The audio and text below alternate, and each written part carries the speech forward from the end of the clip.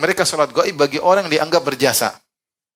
Bagi orang yang dianggap berjasa atau perlu untuk didoakan secara khusus. Makanya saya selama di Mekah Madinah, terkadang ada beberapa tokoh yang meninggal. Seperti pernah meninggal di Palestina tokoh. Kemudian kita sholat gaib. Pernah ada tokoh siapa meninggal sholat gaib. Kemudian termasuk orang-orang yang ditembak di Selandia Baru waktu itu. Itu sempat juga kita sholat gaib. Jadi ada pandangan lain. Kalau orang ini berjasa atau sesuatu yang fenomenal di dunia Islam, maka kita sholatkan. Ya. Intinya tidak semua orang meninggal tempat lain kita sholatkan. Ini saya rasa pendapat lebih kuat karena Rasulullah meninggalkan tidak sholat gaib bagi semua orang. Maka itu juga sunnah. Ya, Rasulullah hanya sholat gaib bagi apa? Najasyi. Berarti ada sebab tertentu. Sebabnya ini apakah Najasyi adalah pahlawan bagi Islam?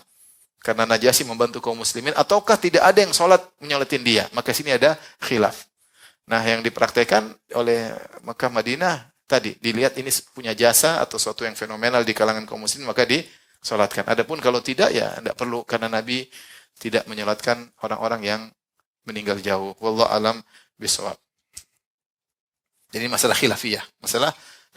Ya. Terkadang kita solat di suatu masjid atau ada pengumuman, telah meninggal ibunda dari bapak jamaah kita, Fulanah binti Fulan, kita mengharapkan kesediaan bapak untuk sholat gaib. Berarti madzhab apa ini?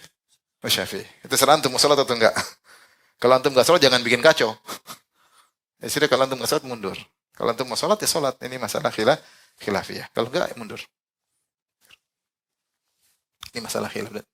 Dan tiga pendapat ini diriwayatkan dari Imam Ahmad, tiga-tiganya. Tentu hadisnya sama-sama disepakati, cuma cara pandang yang berbeda. Ini contoh, khilaf terkadang muncul bukan karena hadisnya sahih atau dhaif. Terkadang khilaf muncul karena hadisnya sahih atau dhaif. Ini terkadang hadisnya sama-sama disepakati sahih, cuma sudut pandang yang berbeda. Nah, masalah seperti ini kita harus lapang dada. Baik, berikutnya telah valid dari Nabi SAW sampai jam berapa, Pak DKM? Jam 5. Telah valid dari Nabi SAW, suatu hari ada jenazah lewat, Rasulullah berdiri. Kemudian Rasulullah menyuruh, berdiri. Ada jenazah lewat. Bentuk penghormatan kepada mayat muslim. Dan telah diriwayatkan juga, jenazah lewat, Rasulullah duduk. Maka diperselisihkan, bagaimana hukumnya? Apakah hukumnya mansukh berdiri untuk jenazah, mansukh dengan duduk, atau sebaliknya? Jawabannya yang benar, keduanya boleh. Dan Rasulullah berdiri untuk menghormati jenazah, ini hukumnya sunnah, ya. Dan Rasulullah tidak berdiri, hukumnya boleh. Makanya saya pikir kalau jenazah lewat kemudian kita